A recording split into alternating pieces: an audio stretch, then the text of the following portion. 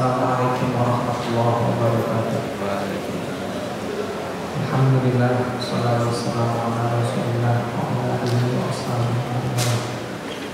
Allahumma khudna bi rahmatika wa kunna bi fadlika muftahana wa ma'rifatan wa sahhil akhlaqi wa ja'alna min istiqamah qawla wa tabi'an hasan. Rabbi shrah lana sadrana wa yassir lana amrana wa hlul 'uqdatam min lisani yafqahu qawli.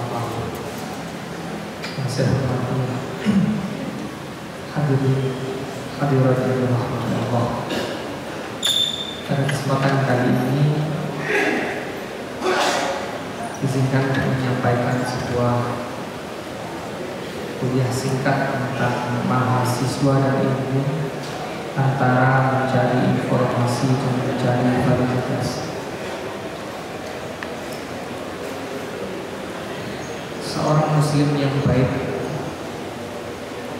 adalah seorang muslim yang senantiasa mengembangkan dirinya mencari ilmu. Di dalam hadis sahih, talabul ilmi fardhatun ala kulli muslimin, dan riwayat yang lain wa muslimah. Dalam riwayat hadis sahih, mencari ilmu hukumnya fardu ain bagi seorang muslim dan muslimah. Apalagi yang memang ilmunya itu ilmu fardu ain, bukan ilmu fardu kifayah. Pertanyaannya adalah, kita itu yang mendapat pahala dinaungi malaikat, diampuni dosanya, itu sekolah atau mencari ilmu? Pertanyaan ini penting karena tidak semua orang sekolah mencari ilmu, dan tidak selalu orang yang mencari ilmu itu harus berangkat ke sekolah. Sehingga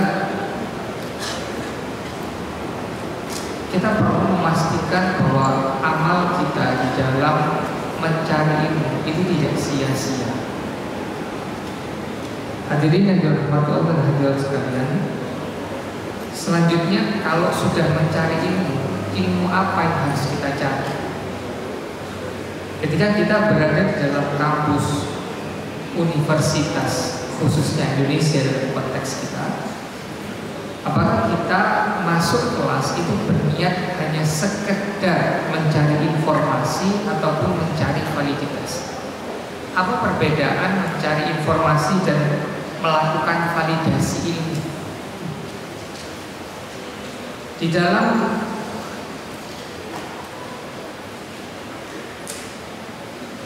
kajian keislaman, validitas itu ada 3 setidaknya sesuai dengan filsafat ilmu. Namanya validitas ontologi, validitas epistemologi, dan validitas aksiologi. Sesuatu dikatakan ilmu menurut filsafat ilmu adalah yang memiliki sisi ontologi, yaitu memang bendanya wujud, bukan khayalan, memiliki epistemologi yang jelas dan metodologi penelitian yang jelas, sehingga kita menyimpulkan dengan baik dan benar. Yang terakhir adalah ada sisi aksiologi, memiliki nilai manfaat yang benar. Oleh karena itu, kenapa? Karena mahasiswa itu bukan hanya konsumen ilmu, tapi juga calon pengemban amanah keilmuan. Di dalam tantangan era digital, limpahan informasi yang ada belum tentu valid. Kita berada di dalam dunia yang disebut dengan post-truth, sesuatu yang samar, benar dan tidak, sangat tipis bedanya. Ada narasi-narasi yang awalnya benar, kesimpulannya keliru. Ada narasi awalnya keliru tapi kesimpulannya benar. Ada yang sejak awal memang Yang kita cari adalah narasi-narasi yang awalnya benar, epistemologinya benar, kemudian istinbat atau kesimpulannya itu benar. Di sini pentingnya membedakan antara informasi dan ilmu, sehingga mahasiswa perlu membiasakan untuk masuk kelas itu tidak hanya menerima informasi dari guru. Oh, guru saya mengatakan A, baik. Guru saya mengatakan B, dosen saya mengatakan C. Oke, berarti itu adalah sebuah informasi yang paten dan tidak bisa didiskusikan. Dalam diskusi keislaman memang ada sesuatu yang paten, ada sesuatu yang masih mutaghayyir atau masih bisa didiskusikan. Penting bagi seorang sivitas akademika membedakan antara informasi dan ilmu. Informasi adalah semua hal yang kita dengar, kita lihat, kita rasakan. Tapi ilmu adalah kualitas atau tingkatan hierarki validitas. Biasa di dalam bangunan keislaman kita membagi ada namanya ilmun, kemudian dhannun, syakkun, wahmun, dan jahlun. Jadi semua informasi itu harus masuk di dalam hierarkinya. Ada yang dikatakan bahwa ilmu itu disebut dengan al-ilmu, itu artinya 100% valid. Ada teori ataupun sebuah hipotesis, tetapi tidak sampai 100%, namanya dhon atau dugaan kuat. Kemudian ada juga yang disebut dengan syak, 50-50. Mau saya bilang benar ada salahnya, mau bilang salah ada benar, 50-50. Ada wahmun itu artinya separuh, kebenarannya lebih sedikit daripada kesalahannya, namanya dugaan lemah. Ada yang disebut dengan jahlun. Jahlun itu artinya ilmunya tidak valid. Sehingga ada orang mengetahui informasi tapi dia jahlun, dianggap sebagai mirip orang yang nggak tahu. Kenapa? Karena informasi yang dia terima tidak valid. Sebenarnya materi ini muncul dari keresahan saya. Ketika kita buka WhatsApp, misalnya waktunya pagelaran pesta demokrasi, tiba-tiba ada orang-orang yang punya gelar S1, S2, S3 nge-share berita-berita hoax dan narasi-narasi provokatif yang belum tentu benar. Dari sini saya bertanya, kenapa orang yang lulus kampus S1, S2, dan 3 masih saja bisa tertipu oleh konten-konten yang hoax? Ketika saya runut, jangan-jangan ketika kita sekolah, kita hanya fokus pada menerima informasi, tidak dididik untuk melakukan validasi, sehingga apapun yang kita terima kita anggap benar. Hal ini penting untuk disampaikan, karena jangan sampai kita dicap oleh Nabi kita Muhammad SAW sebagai pembohong. Beliau mengatakan, kafa bil mar'i kadiban ayyuhadditsa bi kulli ma sami. Seseorang cukup dianggap pembohong hanya dengan menjelaskan atau menfatwa semua yang ia dengarkan dan ia ketahui.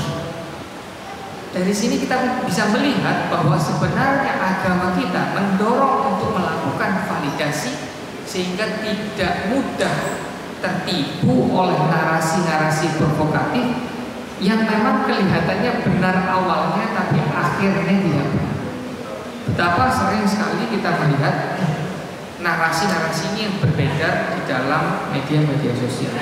Oleh karena itu, penting bagi seorang mahasiswa memiliki komitmen yang kuat ketika dia masuk ke dalam kelas, maka dosennya ditanya, untuk apa? Apakah Anda tidak percaya dosennya? Tidak. Untuk melakukan validasi ilmu, karena sebenarnya dosen bukan pemberi ilmu, dosen adalah pendamping mahasiswa untuk memvalidasi ilmu pengetahuan. Dosen juga berkembang seiring dengan pengalaman intelektualnya, dosen akan terus melakukan penelitian karena sesuatu yang mungkin dianggap valid pada 5 tahun lalu belum tentu dianggap valid 5 tahun ke depan. Oleh karena itu jurnal setidaknya diambil dalam jangka waktu 5 tahun, tidak lebih.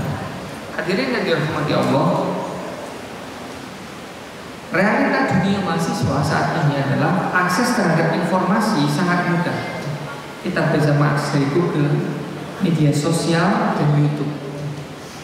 Bagaimana dengan AI? AI sama.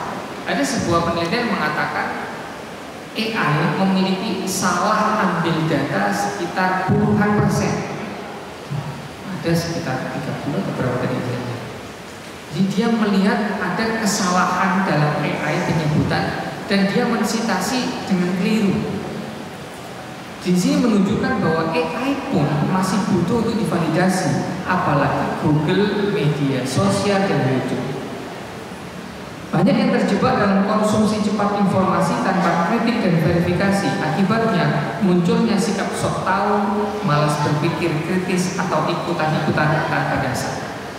Yang membedakan antara mahasiswa dan satu dengan yang lain nanti di dunia nyata, bukan di dunia kampus, adalah critical thinking. Bagaimana dia bukan mengkritik saja, tapi mengkritisi suatu informasi.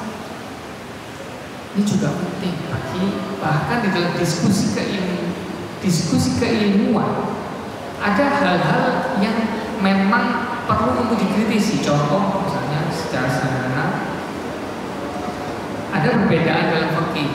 Ada sebuah pertanyaan. Hewan apa yang paling afdol, utama untuk disembelih di dalam Idul Adha?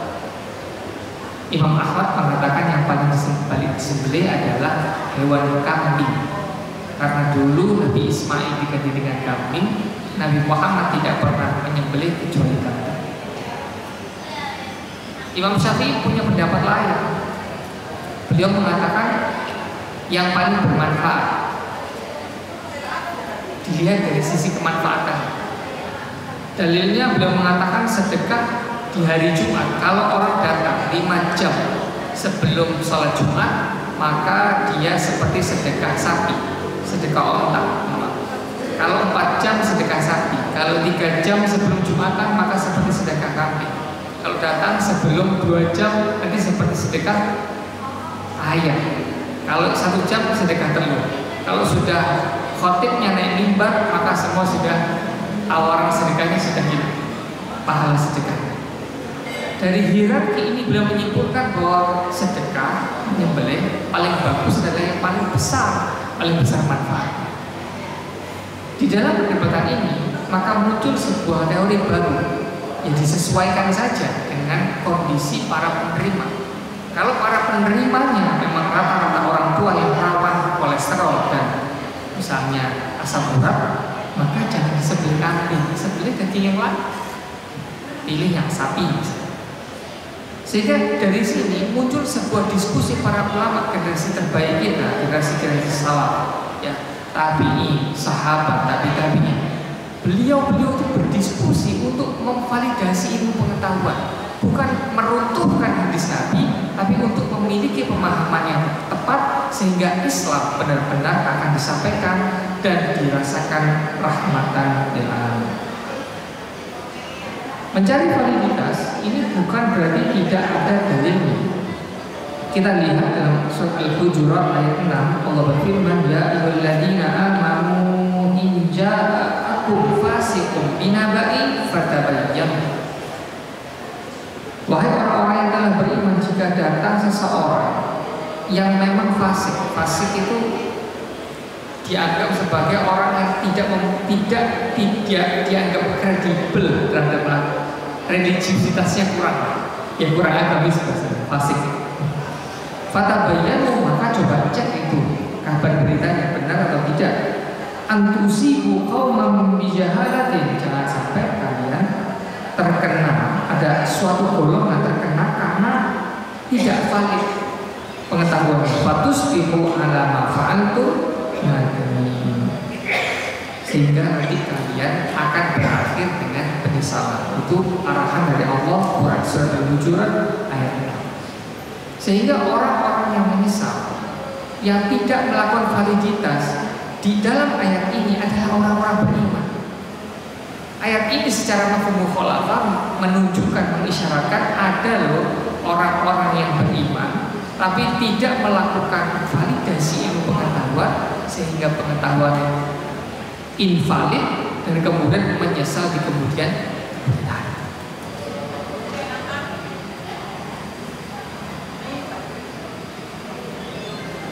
Selanjutnya adalah yang kita perlukan adalah mencari ilmu yang secara etik.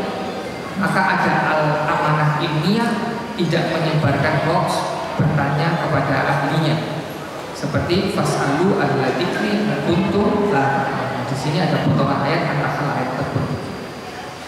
Oleh karena itu, validitas di dalam kampus pentingnya adalah bagaimana cara kita untuk mencari validitas ilmu adalah apapun yang disampaikan oleh dosen, maka kita harus sibuk menggunakan HP kita di dalam kelas, untuk sibuk menggunakan laptop kita, bukan untuk membuka media sosial, bukan, tapi untuk mencari, merujuk langsung sumber-sumber yang disampaikan oleh para dosen benar atau tidak. Jangan-jangan ada kemungkinan-kemungkinan lain atau kondisi-kondisi sesuatu yang memang